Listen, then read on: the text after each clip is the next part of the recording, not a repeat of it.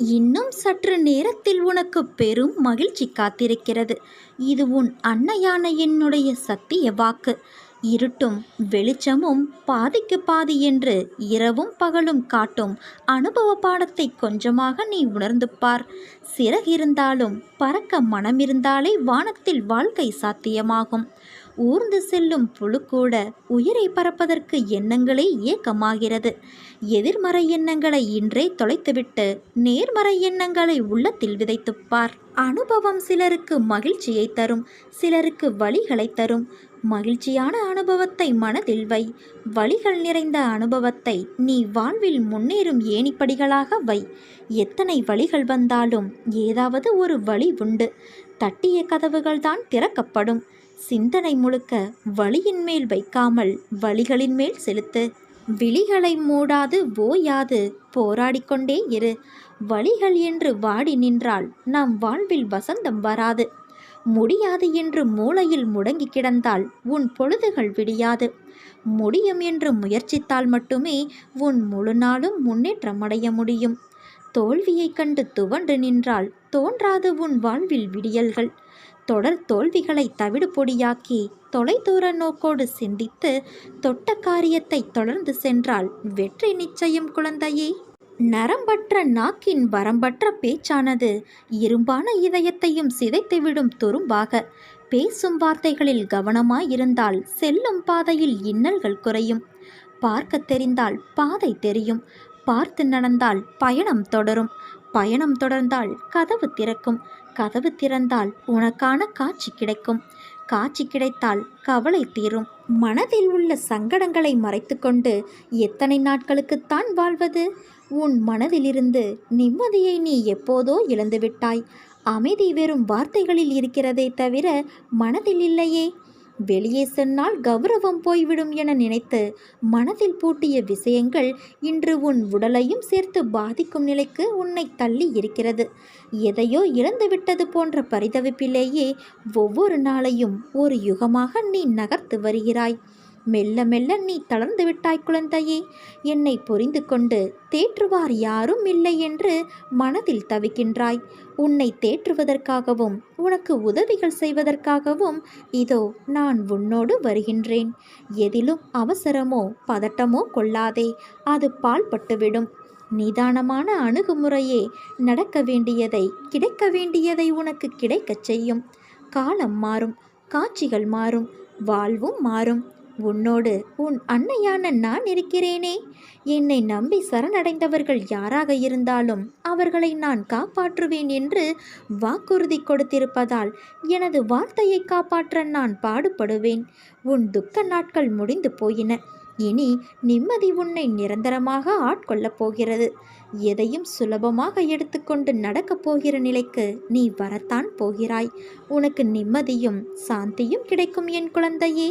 வாழ்வில் போராட்டங்கள் எதற்கு என்று நீ யோசித்து உள்ளாயா?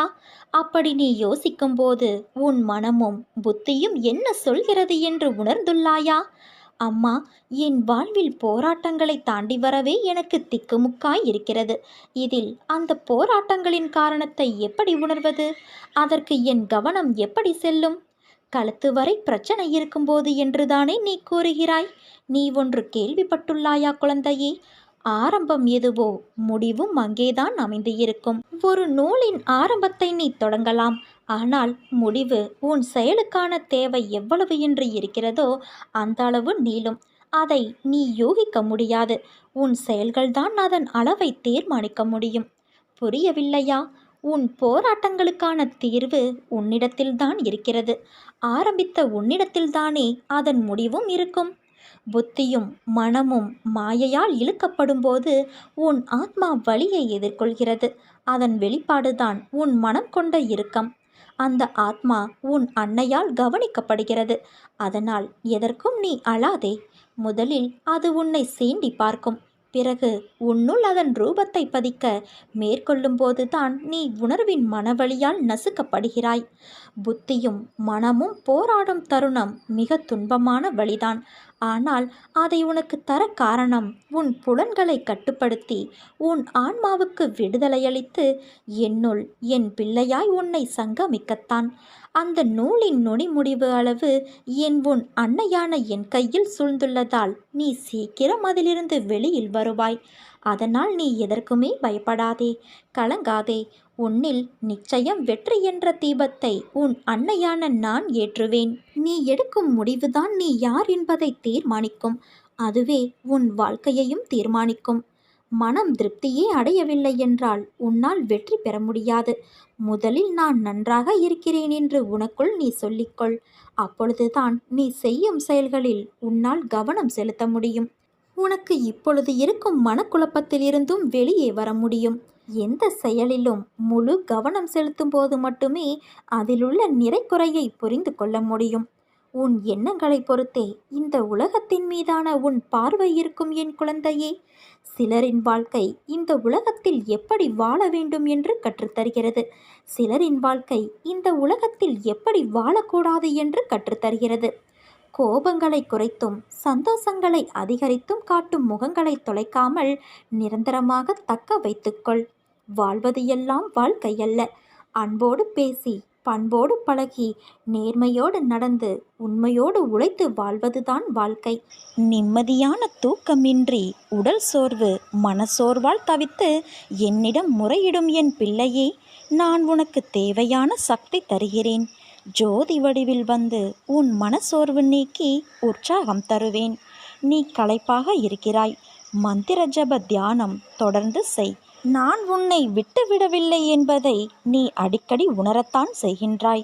வாழ்வின் ஒவ்வொரு நொடியும் நடக்கும் மாற்றம் கண்டு நீ அச்சப்படாதே. நான் உனக்கு நன்மையையே செய்வேன். என்னை மட்டுமே நீ வணங்குகிறாய்.